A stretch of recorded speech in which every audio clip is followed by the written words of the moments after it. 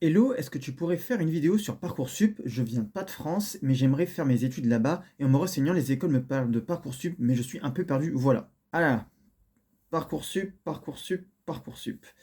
C'est quand même une plateforme qui fait assez peur aux étudiants, c'est même redouté comme un monstre pour certains étudiants, mais après une bonne respiration et surtout une bonne préparation, tu vas voir que c'est ultra simple et surtout c'est un passage quasiment obligatoire pour les études supérieures. Mais avant, moi je m'appelle Rocha, on parle d'actu et de vie étudiante, du coup abonne-toi pour plus de contenu. Alors Parcoursup, c'est quoi? C'est la plateforme nationale de préinscription dans les établissements du supérieur et concerne autant les lycéens, les étudiants en réorientation et aussi les adultes qui veulent reprendre leurs études. En gros, c'est le point de départ pour les études post-bac. Mais à quoi ça sert Parcoursup? En fait, Parcoursup, c'est une plateforme sur laquelle tu vas pouvoir réaliser des vœux de formation pour le post-bac, jusqu'à 10 vœux, tu vois, maximum, et plusieurs sous-vœux, ça peut dépendre pour les BTS et les IFSI.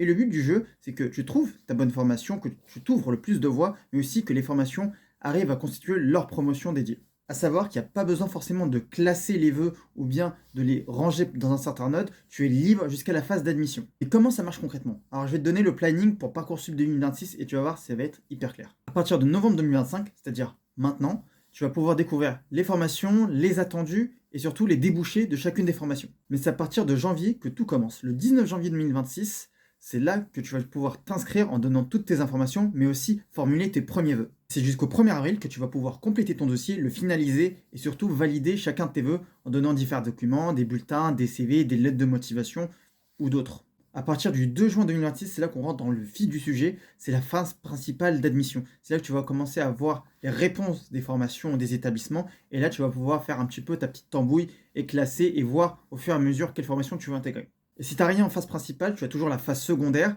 Et même en juillet 2026, il y a toujours le CES que tu peux contacter pour qu'il puisse te trouver une formation qui est adaptée à tes besoins et surtout à tes compétences. Alors, petit rappel, les délais de réponse ils sont figés, suspendus au cours du bac pour éviter les périodes de stress.